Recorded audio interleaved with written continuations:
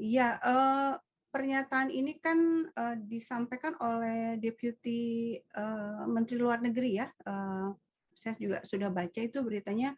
Nah, dia mengatakan mungkin, ya sangat mungkin, militan ISIS yang saat ini kan masih banyak, mereka itu dikumpulkan di, kamp Al-Hol ya di Suriah, sangat mungkin untuk dikirim ke, Ukraina.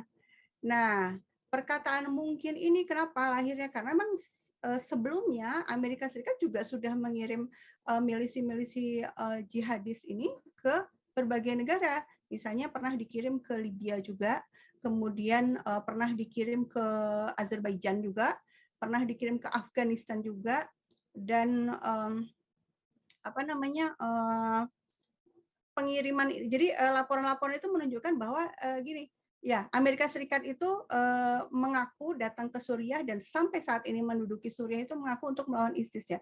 Tapi militan-militan ISIS yang masih ada di kamp itu yang dikumpulkan di kamp Al-Hol itu seringkali terdeteksi oleh pemerintah Suriah itu dibawa dengan helikopter ke tempat-tempat yang tidak diketahui, dan ini dilaporkan oleh pemerintah Suriah juga ke PBB ya, tapi tidak ada tindak lanjut sampai sekarang, sehingga dalam kondisi seperti ini kalau dikatakan mungkin ya mungkin saja karena sebelumnya pernah terjadi. Bu Dina, kita kembali ke konflik Rusia dan Ukraina. Presiden Vladimir Putin menyatakan bahwa salah satu alasan yang meluncurkan operasi militer khusus ke Ukraina adalah untuk memerangi kelompok neonazi. Kemarin kebetulan kami juga mewawancarai bekas dubes Indonesia di Ukraina, Pak Yudi Krisnandi. Beliau mengatakan tudingan neonazi itu hoax. Bagaimana pandangan Anda soal kelompok neonazi yang ada di sana?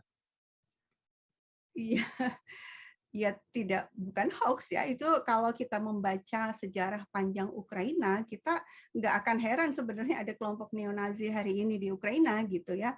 Dan keberadaan Azov Battalion yang milisi yang berideologi neonazi ini itu sudah diberitakan oleh media-media mainstream juga ya, oleh BBC juga memberitakan, Telegraph, Guardian, bahkan hari ini atau kemarin gitu, Al Jazeera juga memberitakan ya. Jadi memang ada milisi yang ideologinya adalah neo-Nazi gitu. Kita tahu, kita juga misalnya gini, Amerika Serikat juga menilai bahwa eh, apa itu jihadis di Suriah itu bukan teroris, bukan jihadis, tapi mereka itu moderate rebel gitu.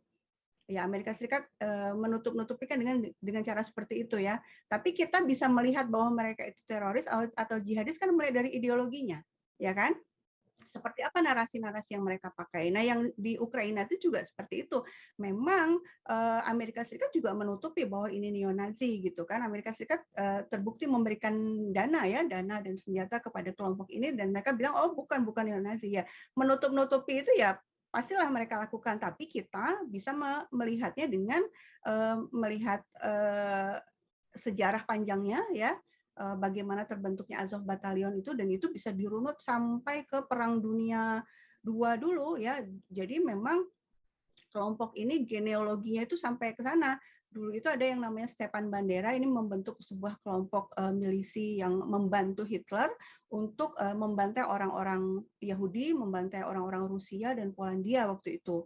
Nah, kemudian pasca perang itu Stefan Bandera ini tidak diadili di pengadilan Mahkamah Internasional ya, dia menghilang begitu saja, tapi kemudian akhirnya ketahuan meninggal di Munich.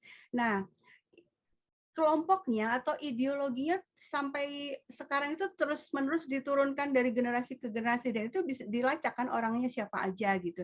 Dan bahkan 2010 Stepan Bandera itu dianugerahi gelar pahlawan, ya pahlawan nasional Ukraina gitu kan. Artinya banyak orang yang masih mendukung orang ini, Stepan Bandera ini, yang benar-benar sudah terbukti dia memang berideologi Nazi dan bekerja sama dengan Hitler.